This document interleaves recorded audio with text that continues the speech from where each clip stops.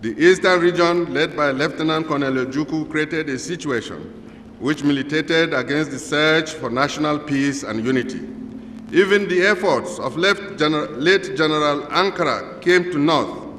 The federal government sought to implement an Aburi Accord within the context of an enduring federal Nigeria. But the Indigbo's leadership unequivocally decided on their determined intent to atomize the federation. This was manifested in the readiness of succession document by which Lieutenant Colonel Ojukwu formally purported to secede the Eastern region by declaring it to be Republic of Biafra. Concerted peace efforts were made by General Ankara, late Emperor Haile Selassie, Alhaji Diori Hamani, Alhaji Ahmadu Ahijo, and the Organization of African Unity, among others, for peace to no avail.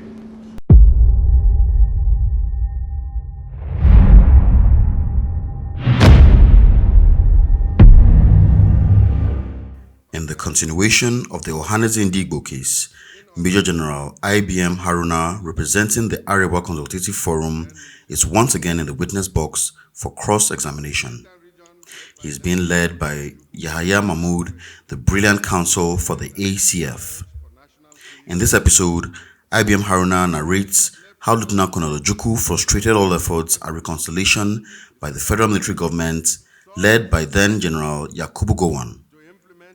He also drops a lot of historic facts concerning the Civil War, disputes facts brought by Ohanaeze Ndigbo, and also goes ahead to blame the Igbos for the fate that befell them during the Civil War years. Drop us a comment and let us know what you think about General IBM Haruna's views, and if you enjoy our content, don't forget to like, subscribe, and share, and we'll see you in the next video.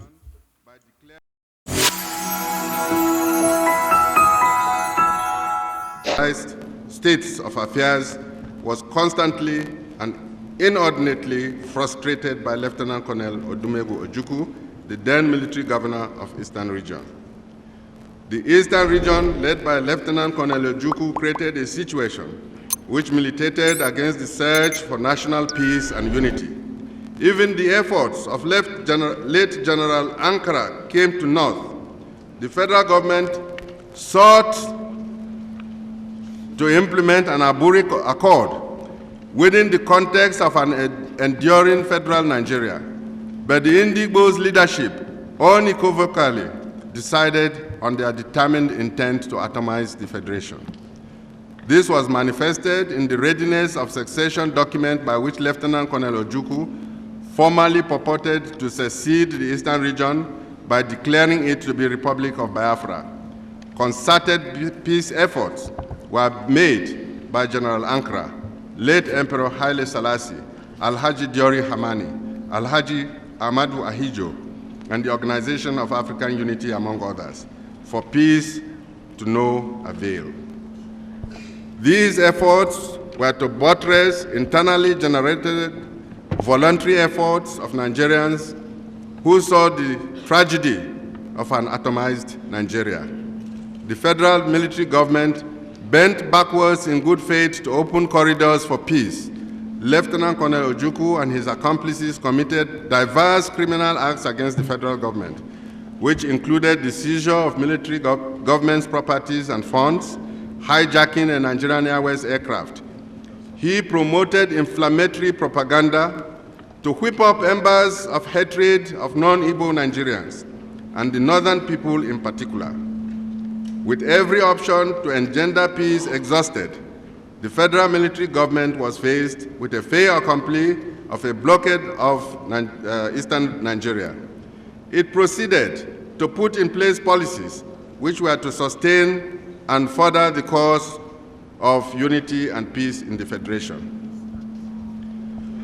Lieutenant Colonel Odumegwu Ojukwu, as he then was, a university graduate who was a short service commissioned officer, commissioned into the Education Corps of the Nigerian Army, and later converted to a combatant infantry officer, saw an opportunity to excel as a politician in uniform, seized the opportunity offered by the 1966 crisis to play politics with our national misfortunes, and stretch politicking patience, endurance, and anxieties to unacceptable limits. He and his cabal of intellectuals led the Igbos irretrievably on a path of succession, oblivious of the aspirations of non-Igbos in the Eastern region.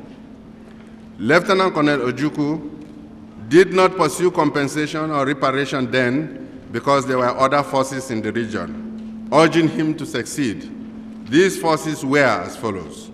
1, the myth of the elite that academicians and intellectuals can run the nation better and that Biafra would afford them the proof. 2, Igbo fugitives indicted following the short-lived Eronsis regime's inquiry into the management of public corporations. 3, Igbos who were accused of looting when they were leaving for Eastern region in 1966 to 1967 or suspected of fraud of banks or looting of supermarkets, department stores, car dealers, or were unpaid debtors. 4, cynical Igbo speculators and adventurers who saw an opportunity to enrich themselves. 5, the gullible, wealthy, but illiterate Igbos who were charmed and hypnotized by English spoken by the likes of Ojukwu. 6, those nihilist Igbos blinded with hatred and distrust of government and were only prepared to face the future by continuing with conspiracies and plotting against Nigeria in the hope of realizing a prophecy of the supremacy of the Igbo race in Africa. So therefore, 12 states were created whereby Calabar, Ogoja, and Rivers, people of Eastern region, and indeed the Middle Belt of Northern region, the acclaimed minorities who were given minority recognition and special development area status following the Willings Commission and the Independence Constitution, were given states in fulfillment of their aspirations. Gawan restructured the Nigerian Federation in 12 states constituents of equal powers so as to further social justice, peace, and unity in diversity. Gawan created the 12 States Federation when all interested to discuss with the Igbo leadership as to how to find a viable way forward following the 1966 outbreak of disorders failed. Lieutenant Colonel Ojukwu spawned the federal government's 12 states federal structure decreed in 1967 and declared secession of the Eastern region by declaring it the Republic of Biafra. In furtherance to the federal government's responsibility to maintain the territorial integrity of Nigeria, preserve law and order in the Federation, having regards to its commitment to evolve and install peace, justice, and good government for Nigeria, a police action was undertaken against the rebellion that had emerged in the Eastern region. Hence the Civil War, which raged for 30 months, July 1967 to 15th January 1970. The Civil War. With the declaration of succession on 30th May 1967, the federal government's police action commenced on 7th July 1967, backed up by units of the Nigerian Army, noting that the first shot was fired by the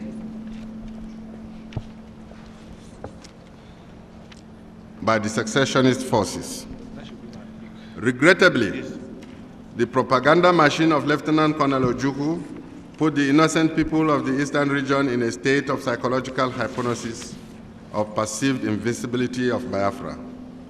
With the federal military government's success in liberating parts of the Eastern region, the desperate rebel clique proceeded to pursue predetermined expansionist criminal acts in sequence.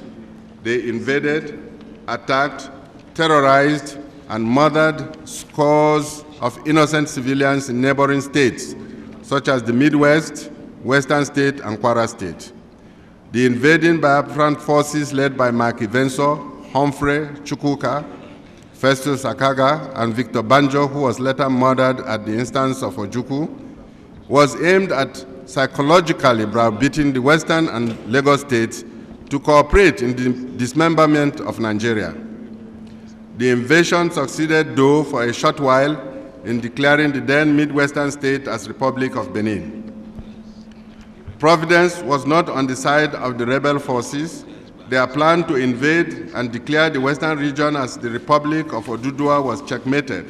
The federal forces drove the rebels out of the West and Midwestern states. End of Civil War and beyond. The federal military government enunciated a policy based on no victor, no vanquished, and carried out a program for reconciliation, rehabilitation, and reconstruction. The Ohaneze petition has resurrected some of the pertinent issues that were taken care of by the federal government's execution of these programs. Had the policies of reconciliation, rehabilitation, reconstruction been successful, or had it been misconstrued in its effect, and therefore failures subsumed under the general generics of domination and marginalization? These are issues that can be looked into and are pertinent in the economic, social, and political spheres of development in today's federation. Arewa Consultative Forum has earlier in this summary proffered some explanations as to the issues by Ohaneze touching on the reconciliation efforts of the federal government, but in particular with respect to North. No property of the Igbos has remained unpaid for in arrears or unreturned to its owners. Arewa Consultative Forum reiterates its contention that no ethnic cleansing, no genocide was contemplated, organized, or carried out against Igbos. The federal troops acted in conformity with the Geneva Convention as borne out of investigation and reported by International Observer Team, which included the Organization of African Unity and the United Nations Organization. Whereas the report bore comprehensive assessment of the health and well-being of prisoners of war on the federal side, nothing was heard of the prisoners of war of the secessionist side. For example, Captain Bugaje, a federal officer who was a prisoner of war and was extensively used for propaganda by the rebels, was never seen or heard of ever again. The Arewa Consultative Forum maintains that the notion of northern political domination is a fallacy, that since the North is not economically and socially dominant, it cannot politically dominate others merely on account of having produced 6 heads of states of government out of 12. The North remains the poorest and most backward of all the regions, whereas the Ohaneze attribute the backwardness and poverty of the North to what they termed marginality, that is, a self-imposed impoverishment. It has been presented in the memorandum that no northern head of state or government has governed the Federation to the exclusion of other Nigerian professionals, ethnic nationalities, of regions or states. They therefore should not be held blameworthy for being deliberate marginalizers or inducers of poverty on their kith and kins so as to suffer them marginality in the context of Ohane's definition of the word marginality. The Arewa Consultative Forum, in its memoranda, has annexed diagrams and data showing by available information in respect of capital investment accumulation and reinvestment and distribution in Nigeria. The northern region falls so far behind the others and cannot, in the circumstances, be said to be dominant. They, however, can be blamed for being poor because their leaders who ruled Nigeria did not serve their region's best selfish interests. The indicators of the northern backwardness and therefore the fallacy of the northern domination are demonstrated by the following data.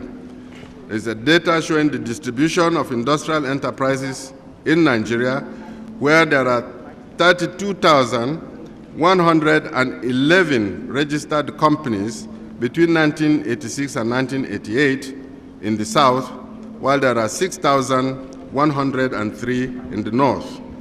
In terms of registered NASIMA enterprises, there are 3,445 in the south as compared to 1,181 in the north, which has only 32%. With regards to the distribution of the manufacturing members, there are 1,104 as compared to 20.4%, which underlines that NASIMA distributing members has the multiplier effect which determines the overall welfare and growth of each region. That 80% of the large-scale industries are located in Lagos, some of which have only distribution outlets in the region. That of the 100 topmost industries, 87 are located in Lagos, and that the 1990 turnover of these 87 companies scales 36.3 billion naira, compared to 49.8 billion naira 1990 budget of the federal government. That the indigenization decree of 1972 and 1977 accentuated the regional disparities in capital accumulation.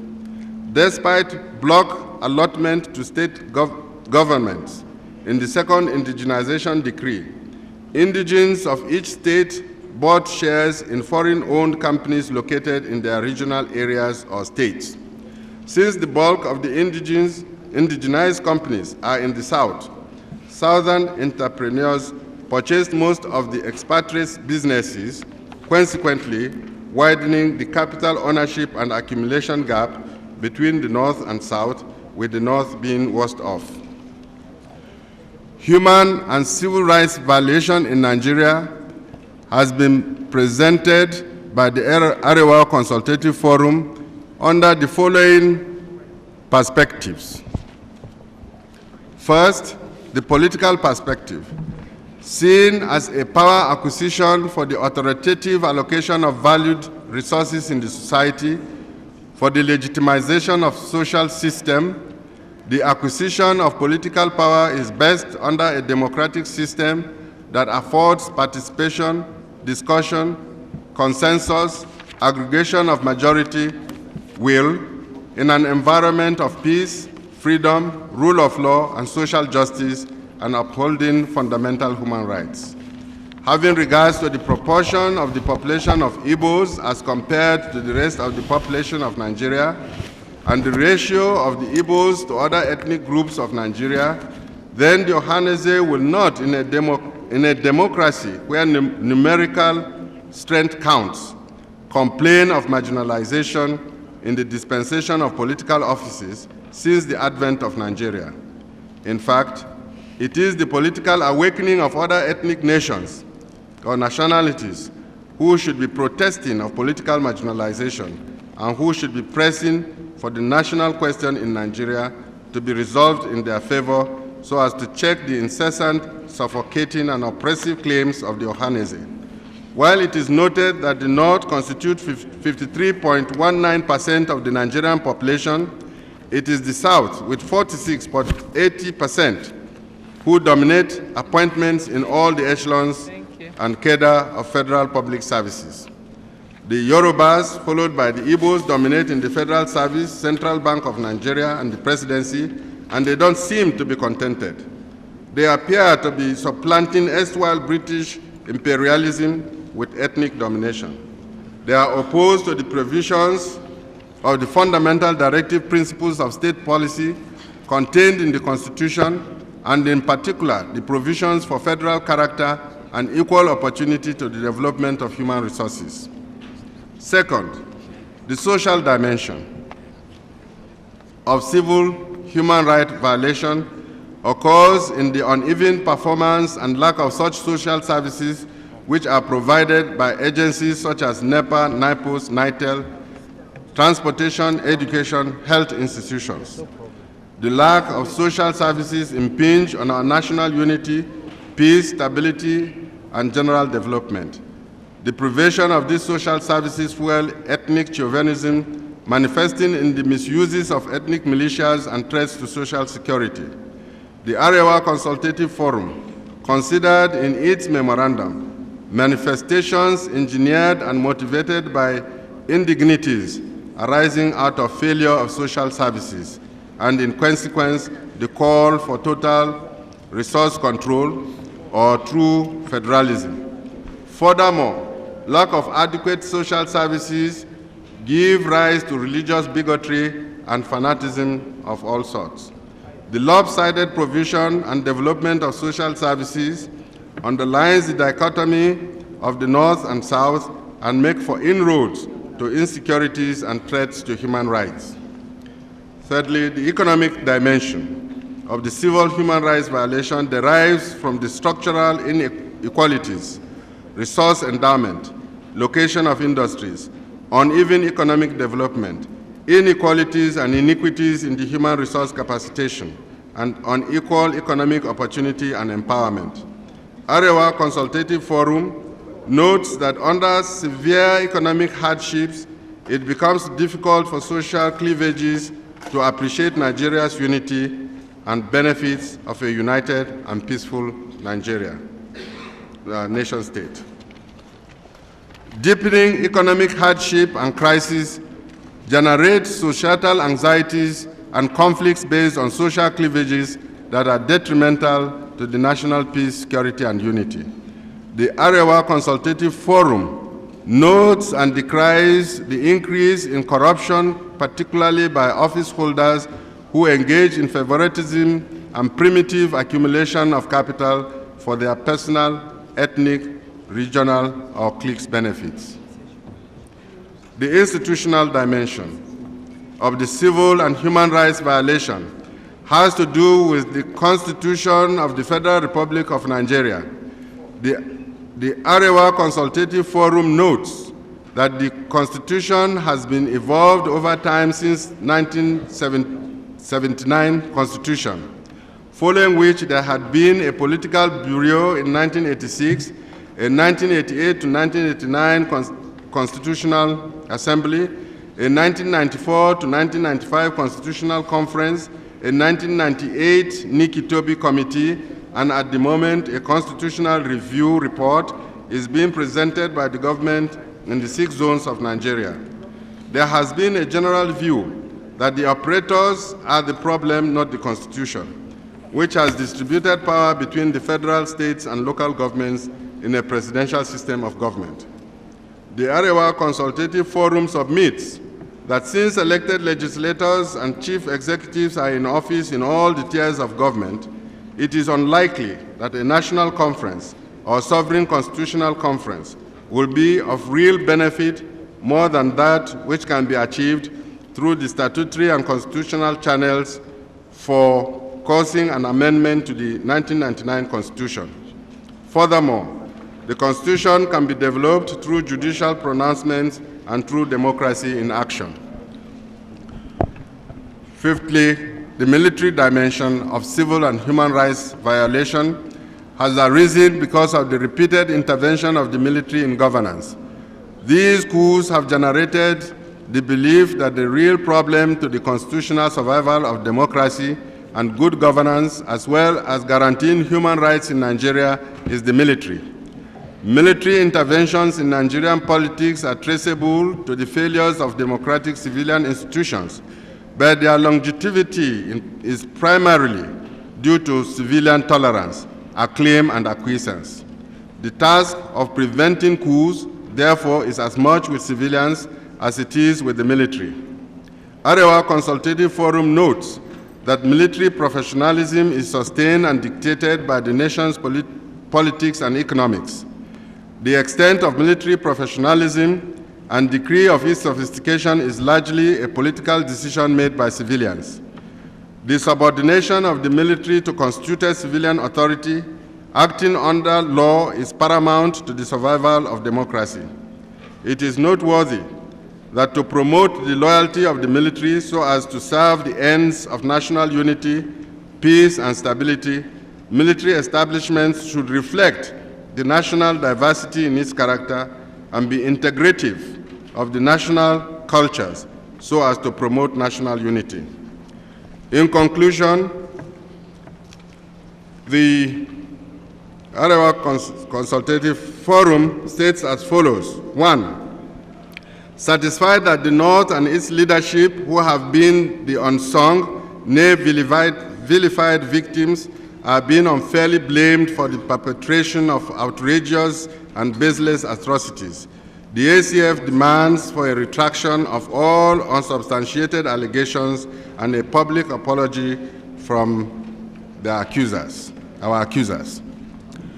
We demand further that the correct, verified, unbiased accounts of the Civil War, the events leading to it, the selective assassinations of political leaders of Northern origin, and the story of the principal actors who were in the vanguard of the subversion of democratic and electoral processes be documented and disseminated. 3, specifically, we demand that this unbiased account be taught in schools. We demand all these as a minimum condition for true reconciliation, which must be based on truth and mutual respect. We recommend and plead that the Igbo elites re-examine their role in the Ohaneze, in the Igbo, in Nigeria, and in the world at large, where generally ethnicism elevated to racism negates the true spirit of humanity, cooperation, peace, and progress. While we mourn the irreparable loss of the lives of our leaders, other innocent and defenseless civilians and military officers, and pray for their repose, we consider it abhorrent and distasteful, and certainly it is not in our character or culture to put money price on these, let alone ask for compensation. We urge the Oputa panel to ignore all the claims of the Ohaneze petition, which are baseless and unsubstantiated. We do this in the spirit of forgiveness and reconciliation. Long live the Federal Republic of Nigeria.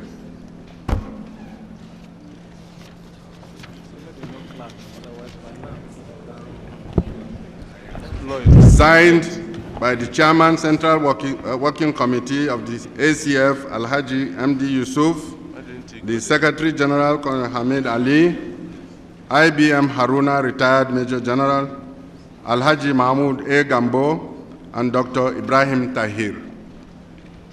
Thank you very much. My Lord, I'll just ask him some few questions. Now,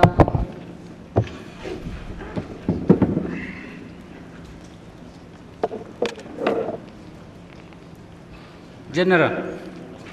Yes, my Lord.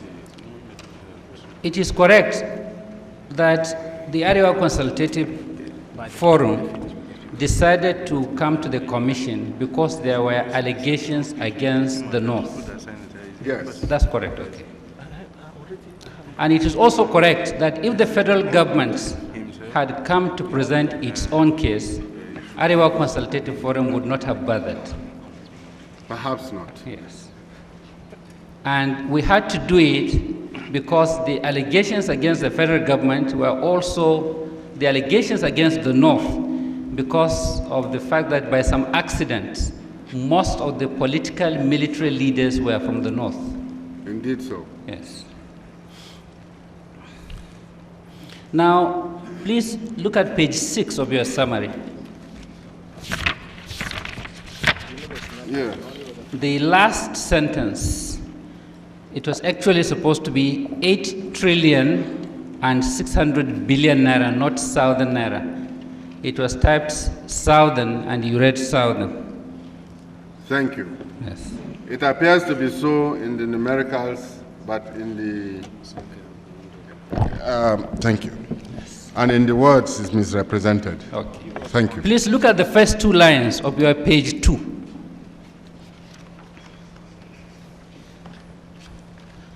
You have seen it? Yes. You said the complaint by Ohaneze that most of the executive posts by the Igbos were ceremonial, symbolic, or circumferential is both false and ridiculous. Yes. It is in evidence under cross-examination that specifically Dr. Ekweme was given executive responsibilities through a gazette. Yes. Please let him see this.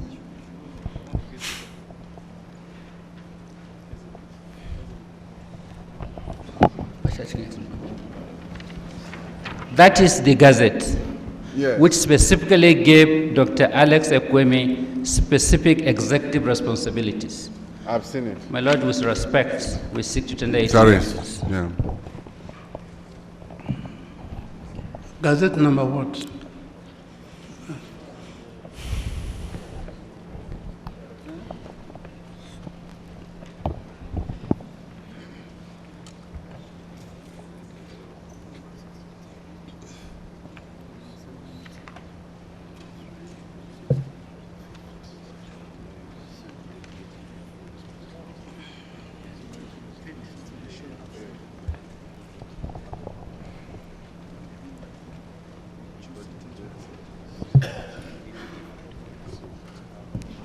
Exhibit 65, Okay. is Gazette number 63 The commission, please.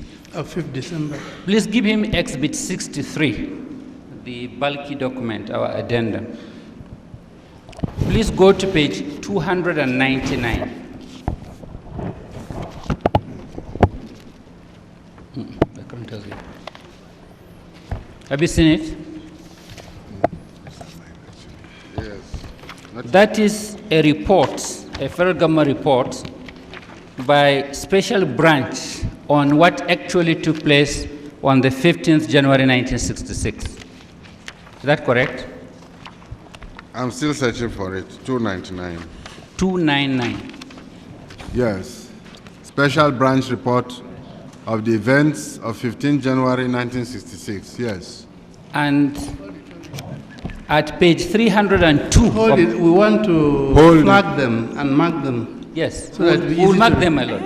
I'm trying to lead him first to state what it is. Now, at page 302 of that report, oh, okay, sorry. No, we'll give them as an entry separate. At page 302, Yes. as part of that report, are specific Igbo officers listed who executed particular political and military leaders. Yes. My lord, we seek to tender it separately here as an exhibit. Yeah, that is exhibit 63. 290 something. No, what we're saying, my lord, is the bulky document is exhibit 63. This one we are tendering is an extract from that bulky document. Yes, no. Isn't it better to have the thing flagged in this exhibit? At the commission, please. It's better that way. Okay. My lord, we apply to tender the report, which is appendix 6. Start from where you're asking to look at page what? Appendix 6 from page 299. 299. Yes, my lord. Up to page 308. Yes.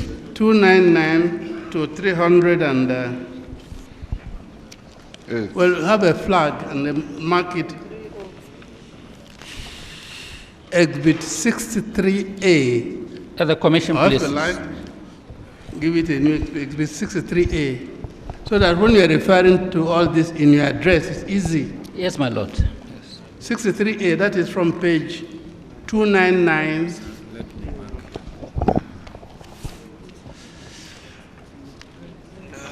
Pages 299 to 299 to what page?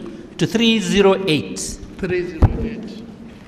which is also appendix 6 to the exhibit. Thank you. 63A. Okay. Mark them.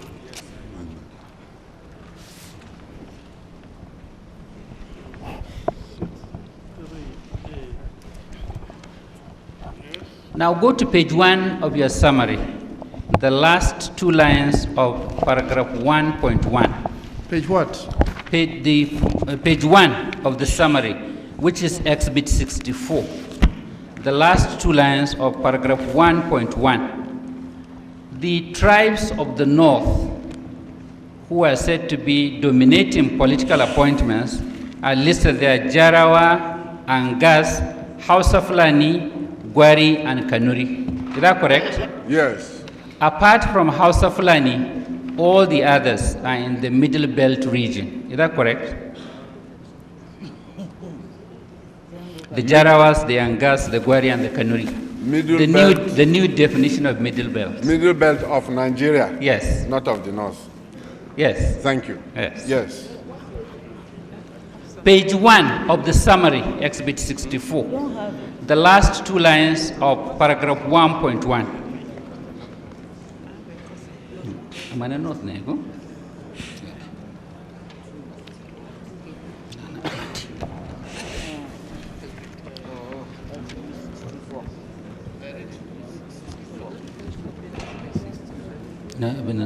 MDs.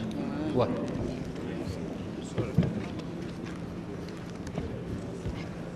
MDs. Kindly speak through the microphone so that they will record. Yeah, thank you.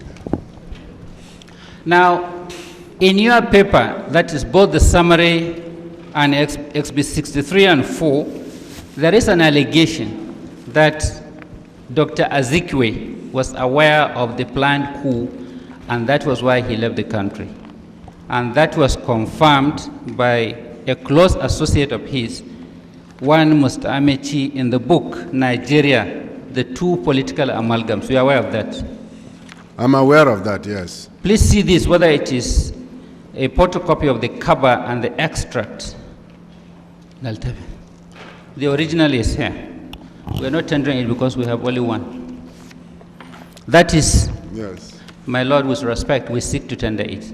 It's a book called Nigeria, the Two Political Amalgams, by one Amechi, who claimed, he's an Igbo, who claimed to be a close associate of Dr. Azikiwe. I don't know the book. It's the only copy we have. We looked around, we didn't see, we went it in our archives. We do not have any guarantee that we can get it back. We are not doubting. You are tendering only the... No, not the commission, my Lord, not the commission. We are thinking of, maybe when you finish, you will submit, including the exhibits, to the government, and that's our fear. If we have 2 copies, we will tender one. What I'm asking is, you're tendering photocopy of the whole book or... No, just the relevant portions. No, if you want to tender, we'd like to see the whole book. Okay, we'll do that later, but can that be a... How do we get it back? No.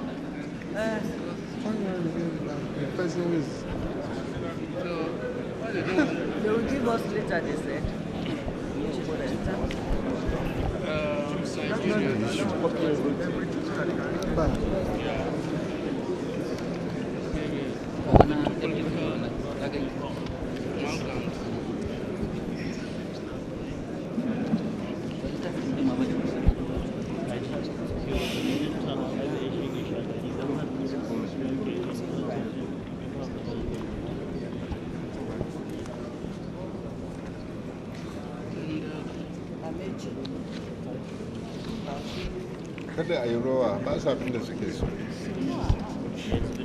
Mark it Exhibit 66. At the commission places. This same Mr. Amechi is You not... can then show him Exhibit 66 and ask the question. Yes, show him the exhibit.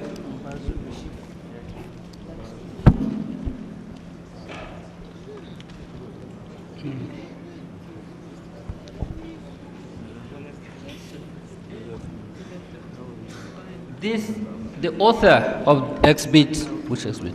66, Mbazulike Amechi, is not only an associate of Dr. Azikiwe, he was also Minister of Aviation in Tafawa Balewa's government. I believe so. Yes.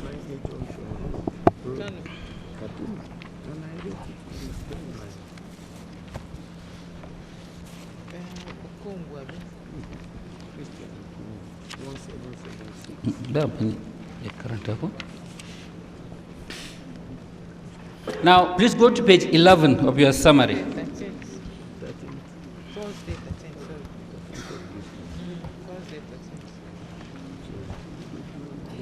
Now, you said in paragraph 1 that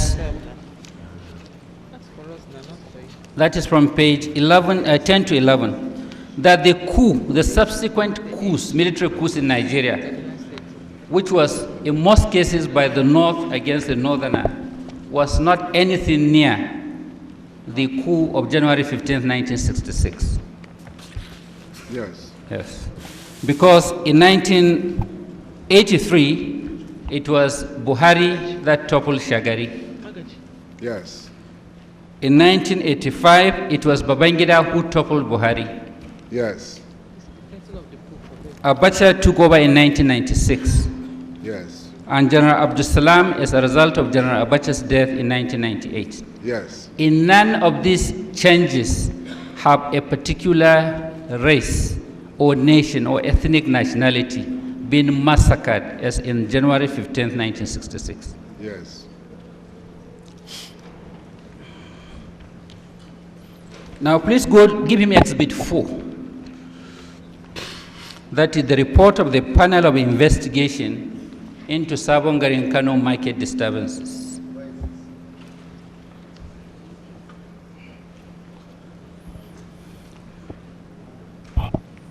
Now, that is a report of the panel of investigation into Sabongari market disturbances. Yes. And the summary of the report, if you can see it in the last 2 pages, is that it started as a simple fight between an Igbo and a Hausa Fulani man. So it was not a deliberate act to kill Igbos. Yes. Thank you very much. Please give him Exhibit 5.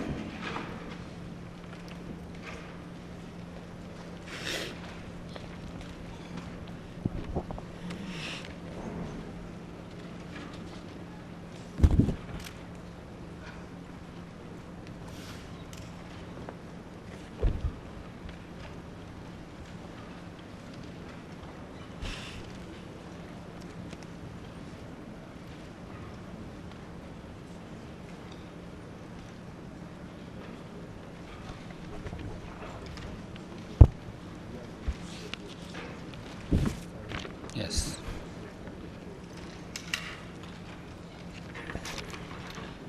Now, Exhibit 5, read the cover. Nigeria / Biafra conflict. An international commission of jurists finding prima facie evidence of genocide. That is the report Chukwumereji said was not complete, and that he will submit the complete and correct version, which he has not done till today. That's correct. I wouldn't know if he hasn't filed it. He has not, to our knowledge, it has not been tendered. We presume so. Please, no, hold it. Give him Exhibit 53. No, sorry.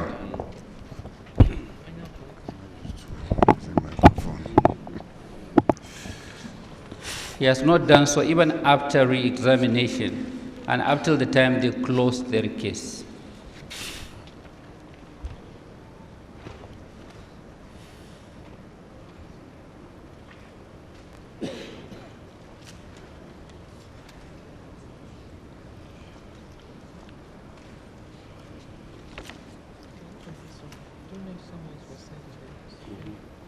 It is titled No Genocide.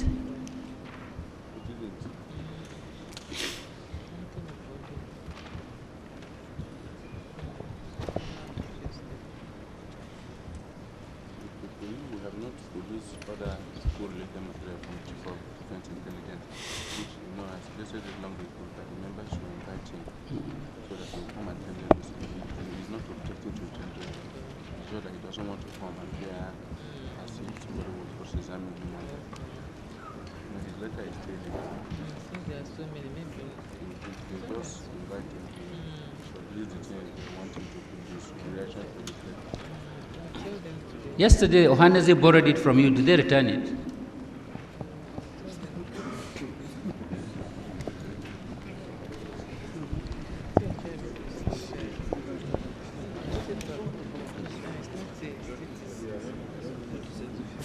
They used it yesterday.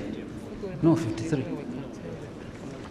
When response was again by Shiba, now report. Did he respond by addressing authenticity?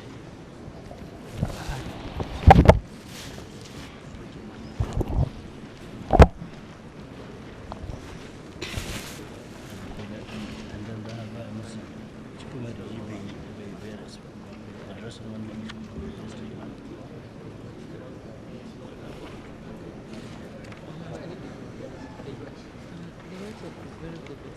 Well, the same report is contained in Exhibit 63, but I thought it is more appropriate for him to identify the exhibits because it has already been admitted and marked.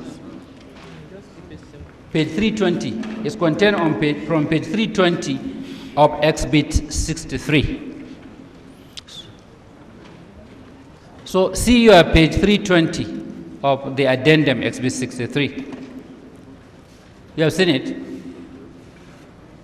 Sorry? You're on page 320 Of the addendum, Exhibit 63. Sorry, the page again. Yes. Page 320 is titled No Genocide. Oh, have they got it? Have they returned it now? I've seen, yes. My lord, it has been retrieved from Ohanese. Yes, page 320, the photocopy. Oh, okay, sorry, I thought it's the correct copy. Sorry, sir. I thought it's the correct copy. Is that the same with page 320? 320, that's no genocide. This? Yes. No, they are not the That same. is not the exhibit. It's the big volume. Give him the exhibit. The one in the big volume and this do not appear to be the same. What is holding Yes. is extract from this. Let's mark this one. So what do we do, my We lord? want to mark the exhibit itself, not what he's holding. No, but the An same, extract. the same. I know it's the Okay, same. okay. No, the So same that one. we're referring is easy. No, what do I say, my lord? The same one has already been admitted earlier as an exhibit. Exhibit 53. Only that they have not been able to see it.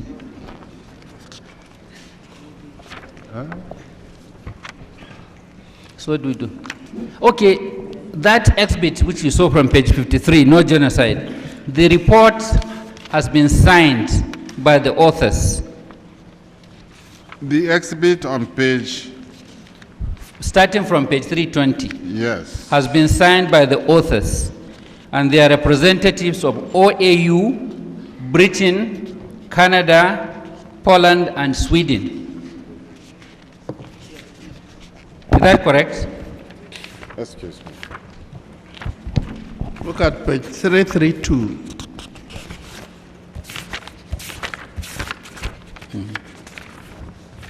Page 332.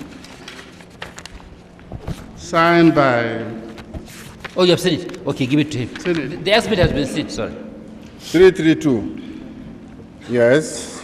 So, That is- yes. On page 29 of the document. So in contrast, while Exhibit 53, which was tendered by Arewa, has been duly authenticated, Exhibit 5 is yet to be authenticated. Is that correct? Exhibit what, please? Exhibit 5, the first one, which Chukwumereji promised to bring the complete report. The one you said is the exhibit of the otherwise is exhibit what, please? That's Exhibit 53.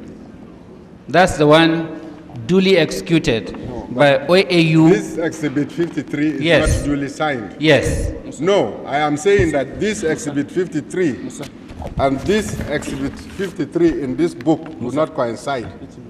They are not. They do not match. No, forget about that one. Deal with the exhibit now. Exhibit 53. Yes, but if you ask the me, witness is sending a message. Yeah, If no, The you message ask me- being, this is matter for address. yes, my lord. this particular one Yes. does not match this, and therefore this one is not signed.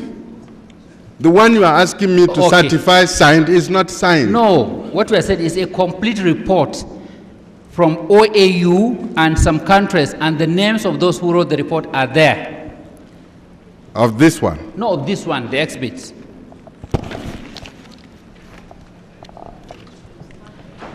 It's not it.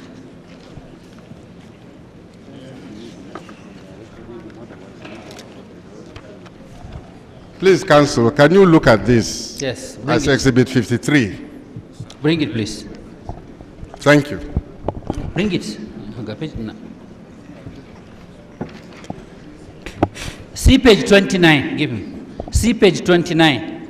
Go ahead, give it to him. It is. Okay. Page 29. Yes. You have seen it? The names of Major General Milroy of Canada, Right. Colonel Alpros of Poland, Major General Raab of Sweden, and Brigadier Pegoson of United Kingdom. You have seen it? Right. That's what I said. Unlike that one, in Exhibit 5, there are no names and no signatures. I have not seen Exhibit 5. Check is with you. I ask you to hold it, not to return it to the registry. What I am holding here is Exhibit 53. Yes, But I've not been given Exhibit 5. you were given earlier. Where is it?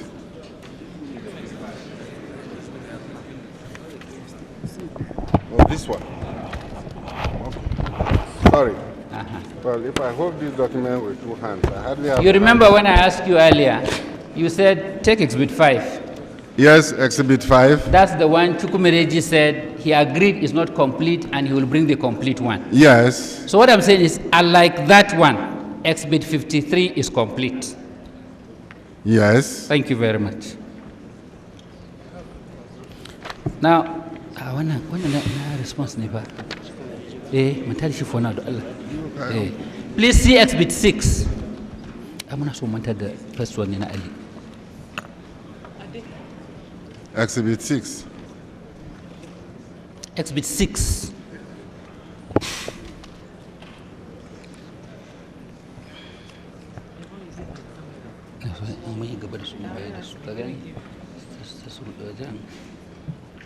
Ah, 6 is not SG, the Nsuka analyst.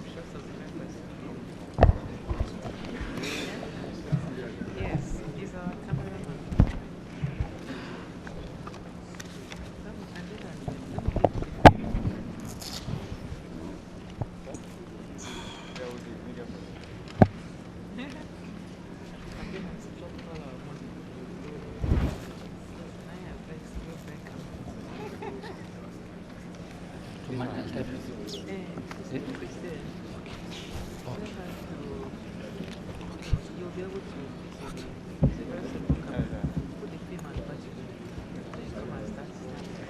It's called Marginalization in Nigerian Polity, a diagnosis of Igbo problem by Nsuka analyst. It was tendered by Ohaneze, Exhibit 6.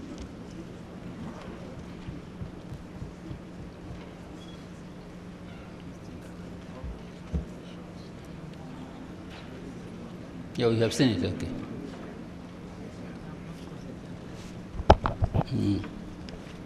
Yes. You have seen it? Yes. It is in that report called Nsuka Analysts at the conclusion that they talk of marginality and marginalization. Yes. Yeah, thank you very much.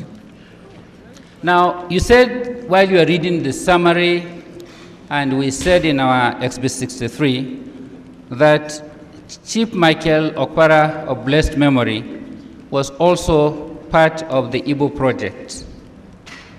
Yes. Please see this. It's an extra from Inside Nigeria's History, which was a seminar held in ABU, where a letter written by Dr. Okpara was extracted.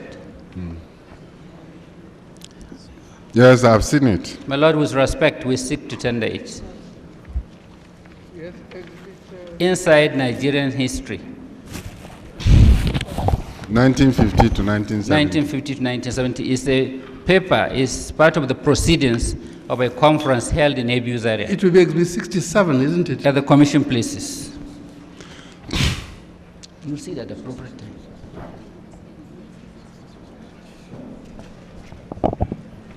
You can collect that.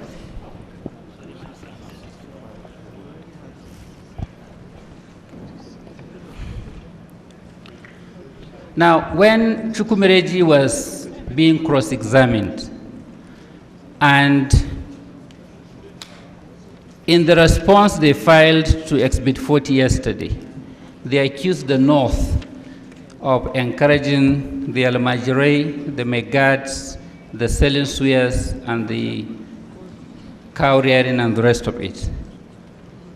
You will agree with me that it is better to encourage our unemployed youth to do those menial jobs than to allow them to be either armed robbers, 419ers, or cocaine pushers. Naturally. Thank you very much.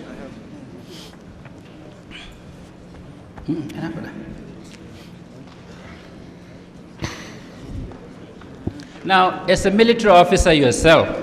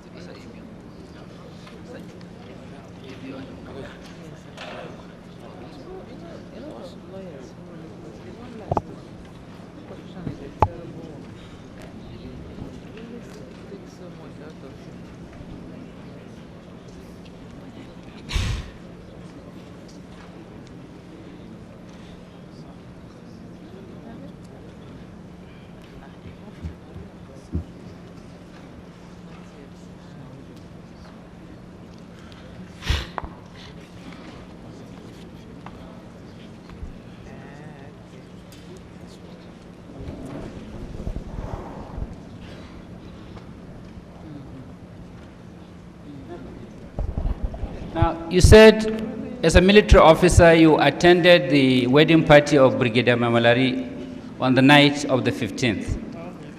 So you were in Lagos most of the days, 15, 16, and thereabouts.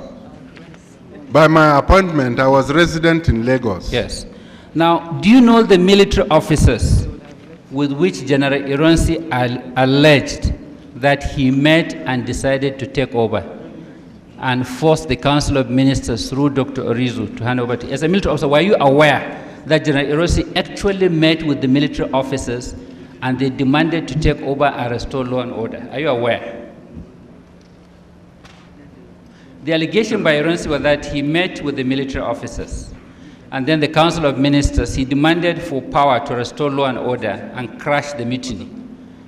Are you aware that he met military officers and that they advised him as such? Well, I wouldn't say I was aware. That is what we were told. That's what you're told by? Yes. We gathered that that was what took place. Okay.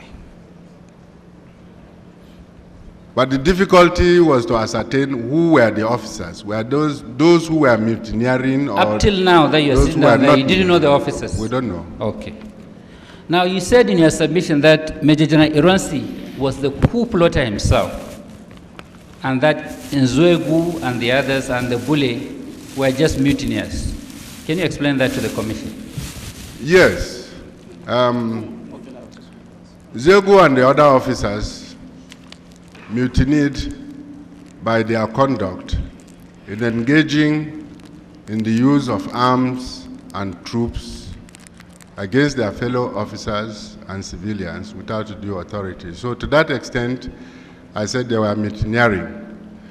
But to the extent when they overthrew the government of Northern Region, while the federal government was still standing, they were rebels. But then, when Ironsi was given civilian authority to restore law and order, that is a consistent procedure for inviting the military to carry out any form of internal security operation. Now, the coup actually came when, after taking the instrument to restore law and order, declared himself as the supreme commander. And that, together with the act of changing the constitution of the Federal Republic, constituted the coup of overthrowing both the elected democratic members who had asked him to restore law and order, and the restructuring of the constitutional framework of the federal government. Yes. Now, you were here yesterday when Captain Bullis said, in his opinion, the failure of the July 66 coup in Enugu, which left Ojukwu alive, was the cause of the civil war. Do you agree with that? No. Now, you participated during the civil war. Yes, I did. Now, what can you say? Tell us first where and why you participated. Well, at the beginning of the Civil War, I was a rear commander to the 1st Infantry Division based in Haruna. Subsequently, I was commander of the Lagos Garrison and rear commander to the Marine Commando. And again, I was rear commander to the formation of 2nd Division for the liberation of the Midwest, which had become the Republic of Benin. And subsequent to that, I became the general officer commanding the 2nd Division with my headquarters at Onitsha. Other than that, in between or after holding command positions, I was also a quartermaster general. It was all during the Civil War. Okay, if I can borrow Ojukwu's words, because you are involved, what can you say to allegation that the federal troops breach the conventions of war? Federal troops never breached the conventions of war, insofar as I know, and insofar as my judgment of the circumstances of the Civil War, and insofar that I was involved, there was no time in the exercise of my command that there was deliberate violation of killing, except in the course of the strategy and tactics that was designed for the prosecution of the Civil War. And may I add, while I was in command in Onitsha, I established schools for the children who were abandoned, whose parents could not be found, and we gave them as much protection as we would have given any Nigerian citizen.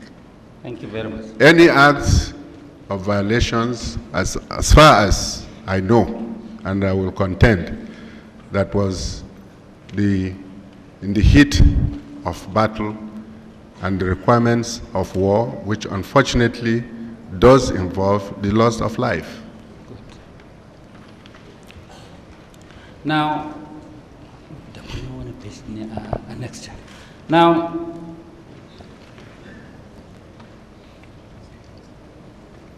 you recall that part of the big document we presented said the North had always made compromises for the continuation of the unity of this country.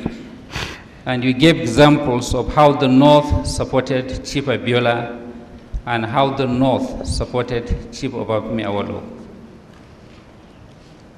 No, I cannot recall making such statements. It is in our document. I'm just asking whether you agree. It is in our document that because of the North's desire for unity, yes, depending on circumstances and problems at hand, the North supported Abiola, yes, against Tofa, and the North supported Obasanjo. just for the unity of this country. Yes, that is true. Compromises and negotiations have always been part of our seeking for consensus to establish political authority in this country. Yes.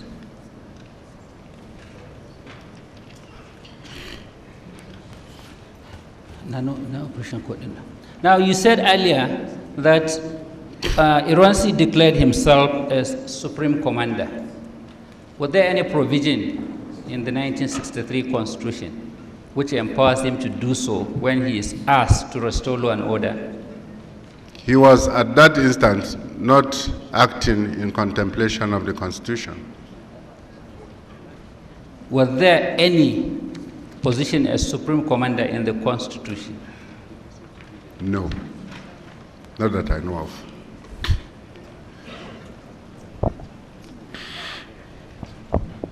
Now, according to Ohaneze, the figures of casualties they gave, you see, they will say about 50,000 children killed, about 200,000 killed. Chukwumereji said they are educated estimates. He agreed they are not facts. What do you understand by the distinction between facts and educated estimates? Well, if you understand it at all. Facts are ascertainable. Educated estimates, any guess estimate may be intelligently made to justify the thesis that it is supposed to support. But they remain imagination. Imagination. Yes. Thank you very much. Please give me exhibits 42 and 46.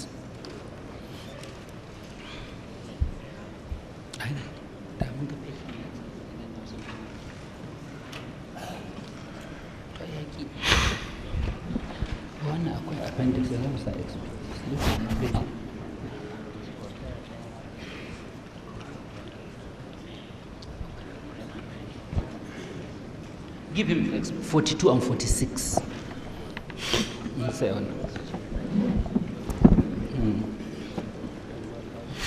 Thank you.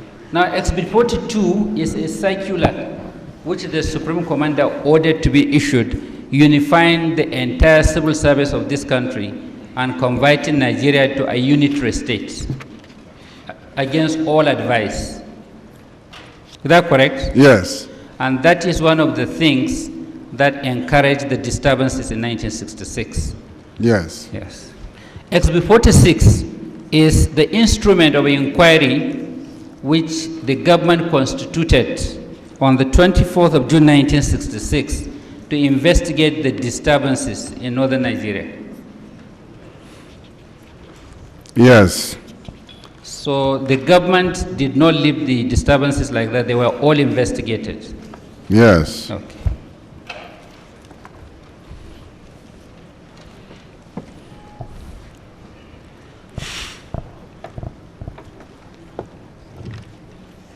Now, you are aware that there is a report from the police of Kano State, at least Arewa we have it, to the Commissioner for Justice Kano State on the Akaluka case. Are you aware?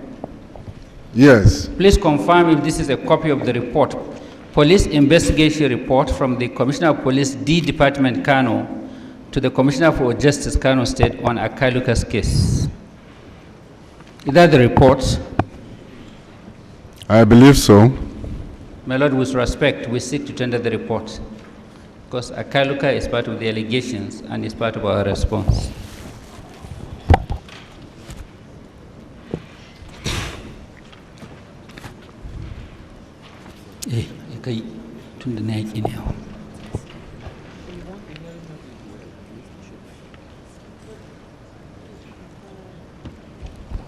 This begs 68. At the commission, please.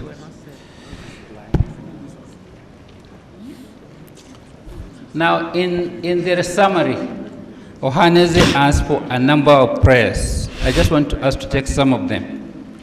They're asking for public apology from the federal government for genocide and pogroms between 1966 to 1992. Based on the evidence, documentary and oral, given by Arewa, are Ohanese entitled to any apology for any so-called pogrom or alleged genocide? Well, insofar as at the end of the Civil War, we held ourselves as brothers and sisters, there was rehabilitation, reconstitution, and reconciliation, I do not think that any request on either side for an apology would be justified. Now, is the claim for 8.6 trillion naira by Ohanese justified based on educated estimates and based on illegalities, the war, the killings, and the provocations? Well, as we have earlier said, you cannot quantify the value of life, you can't quantify the value of the future of citizens who would have lived to a full prime of life. I don't think that the claim of trillion can be justified. No man gives life. Life is from God. Now, in view of the fact that we tendered a report by OAU and international observers showing that there were no war crimes on the part of the federal government, is the complaint or application by Ohanese that people should be tried as perpetrators of war crimes justified? No. Now, since you are in the army and you know what happened to those who were on the side of Biafra, is the claim for compensation and payment of accumulated salaries and allowances justified? What they are saying is all their officers who participated in the war should be paid their accumulated salaries and allowances. We are assisting the commission. Do you consider that justified? In my view, it is a political matter. Okay. Now, what of the claim of 500 billion for investments and businesses, which they said they owned in various parts of Igbo land as a result of the war which Ojukwu started? Well, I believe it has to be counterbalanced with the expenses that have taken place in terms of reconstruction, rehabilitation, and the cost of the war itself. And the cost of the war on all sides. I really think that these are not matters of truth. Okay. They are matters of political decision, as far as I'm concerned.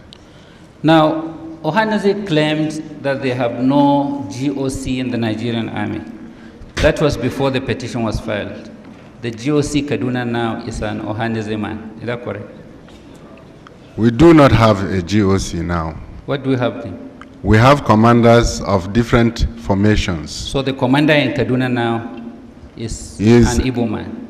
So at least Obasanjo has done some justice to that allegation. I believe so. Yes. My Lord, it's almost 1 o'clock. I will leave him now. When I come back, just a few more questions, and then I will be done.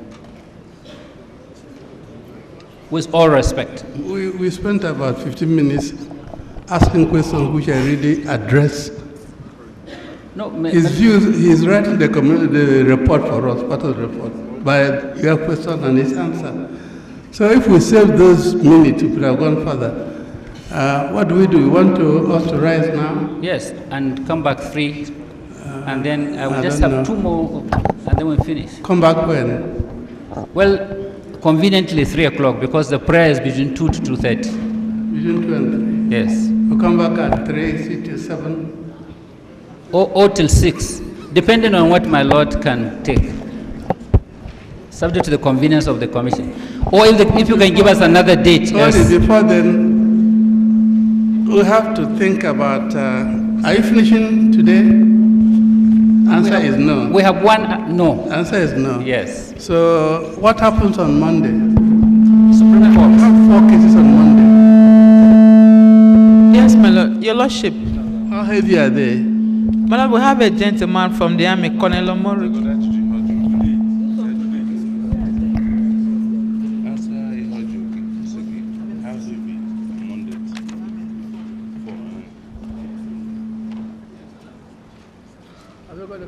list for Monday? Yes, my lord, we have 4 cases. Look at it. Have you got it? Bring it out. Yes. Let's see how heavy they are. 4. Your lordship, we have Chief G.O. Akinloye. 589. Yes, 1364. Chief Chuman Zeribe. How many witnesses more? Well, Akinloye, why I'm asking if we can accommodate them on Monday. That's why I'm asking. That's Ohaneze Arewa. Yes. Well, if we are sure that these 4 cases won't take us more than an hour or 2, at most 2-3 hours. Well, your lordship, Shell is in the first one. Evidence is yet to be taken in that case. The third one is just for a report from the IG. That's the Professor Zeo. It's a reinvestigation. Let's go one by one. 589 will not take a long time. That's Chief G.O. Akinloye. Special hearing. Yes, my lord. What about 1364? Chuman Zeribe, long detention. Just one more witness, my lord. One witness. Yes. And then Professor E.E. Ezewu. For report of police reinvestigation by the IG.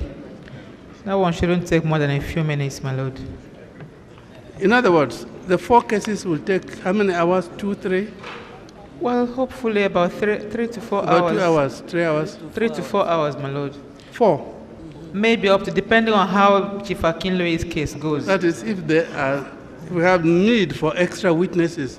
As I said, in nearly all the cases, you can write a report without any extra witness. Well, except the ones which have not been heard at all. Now that we don't have clapping, they don't want to be heard, they want to be clapped for. That's all. Now, since there's no more clapping, they will not go dramatizing. Not so sure about that, my lord. Why we are trying to see if we can fix you for Monday, yes, so that it's continuous rather than breaking it till the end of the session. My lords, if I want to remind the commission, as was stated yesterday, that the new senior advocates will be sworn in on Monday, and most of us will be here. We'll go there. But if the commission insists, we don't mind to come in the afternoon, probably at about 12 noon or 2 p.m. Swearing in of the new senior advocates. Silk. There's something called national duty. Yes, ma'am. That is all right, but this is more important. It's urgent. You can take photograph with them when they come out. I was thinking your lordship might want to be there as well. Yes, my lord. I was thinking your lordship might want to be there as well in person, but it's all right. This is a very important assignment. Well, but I don't know if the consensus. Let's hear the most senior SCN here.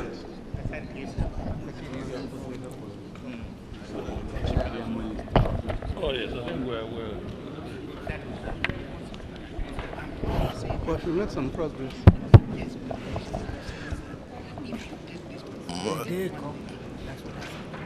May I please, my lord? Before you come in, we are arguing on this side whether it's advisable to take this case on Monday without disturbing our timetable. If it will substantially disturb the timetable, then do we take it at the end of the session?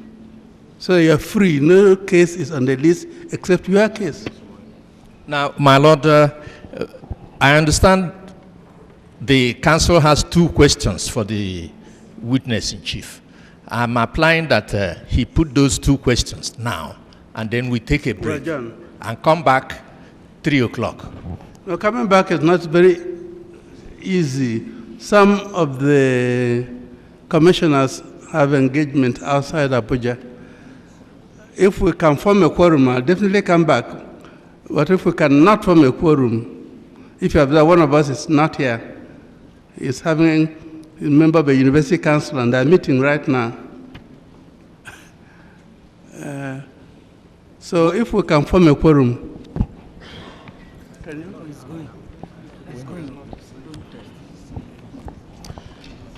Your lordship, let's put our house in order first. I know.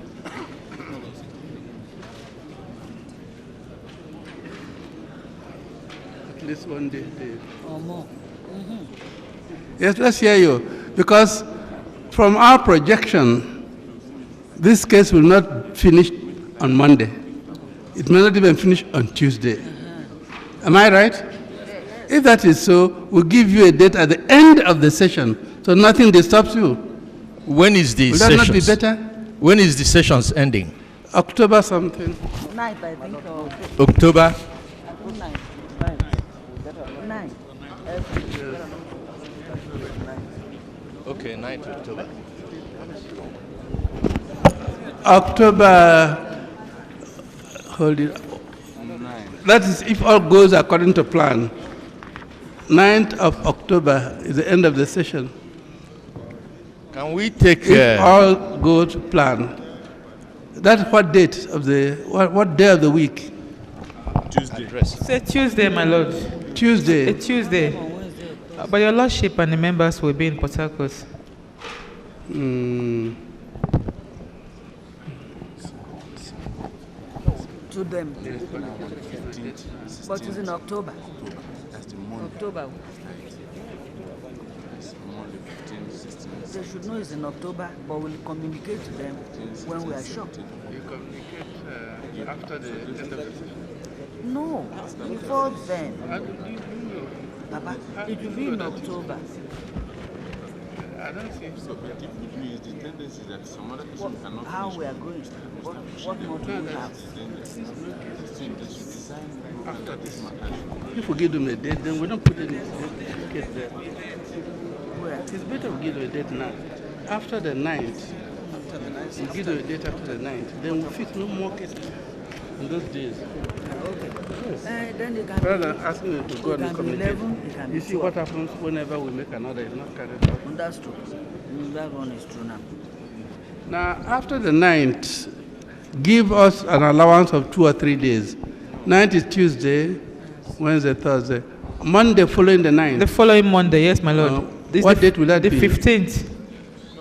The 15th of October. Can we say that long? What about Yes.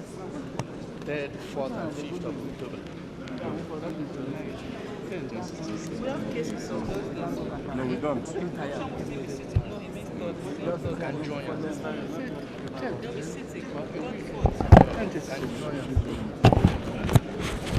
And then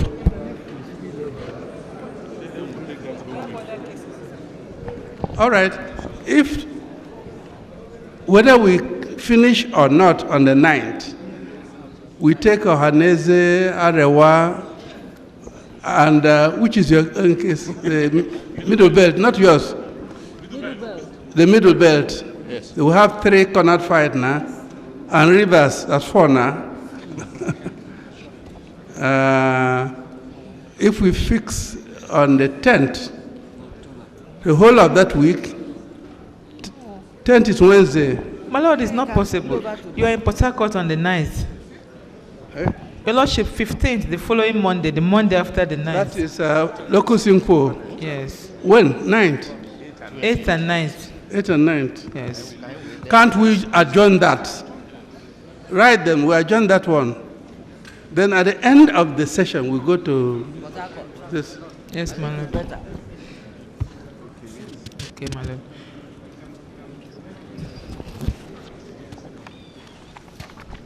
Is it Monday? Let's see timetable. No, I know. According to your timetable, Monday and Tuesday will be visit of the Locus Inquo. Write them. Yes, my lord. That we will inform them of a new date. The council is here. If you you know that we are not coming that day because of this, and you'll be here then with us. So we use 8th and 9th. 8th and 9th. That gives you 2 clear days plus 2.5. So you have got 4.5 clear days. So write He is here, all right, but write them too. Those making the arrangement for the visit, that we will contact them later on. So we fix this for 8th and 9th of October. My Lord, may I respectfully apply for the 3rd and 4th of October? For what? For continuation of... We have other cases. We have other cases. We are doing you a favor. If we went according to our timetable, we'll be finishing by the 9th. That is after visit to Port Harcourt. So we're not accommodating you and shifting the locus in quo to another date, 8th and 9th. If you can't come, the others will come.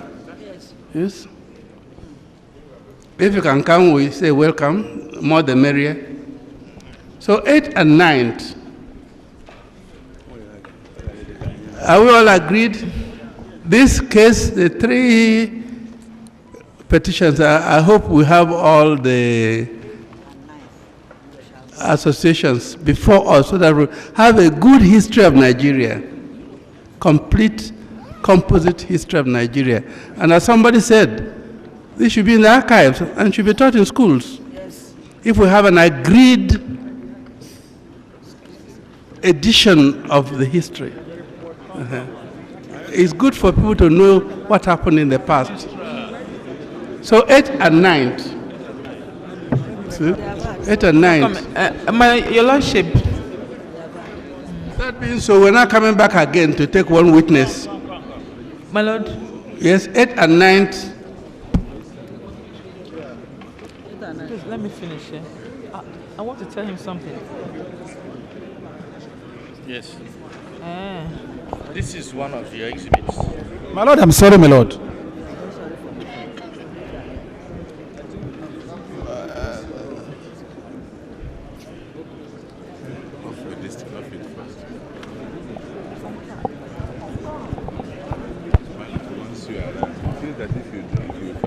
What about? Are we going to address the commission? My Lord, I'm sorry if I can renew my earlier application to the commission. Well, you are discharged for the meantime. Yes. If I can, with due respect, renew the earlier application I have made. Which application, my Lord? How can you make an application about John the case? My Lord, I have been trying. Listening. I've been trying to get my Lord's case attention. John to 8th and 9th. But my Lord, I'm sorry. I thought my Lord. You make that application. I took my Lord's word when my Lord asked me to wait, that I will be given an opportunity to apply. Repeat. Case adjourned to 8th and 9th October. Well, as it pleases my Lord, except to observe that the commission has not been fair to us. Case adjourned to 8th and 9th October. As my Lord pleases. As the commission places. Well, I'm glad that Nigerians are seeing the treatment we are receiving before the commission. Commission will now rise. Rise, please.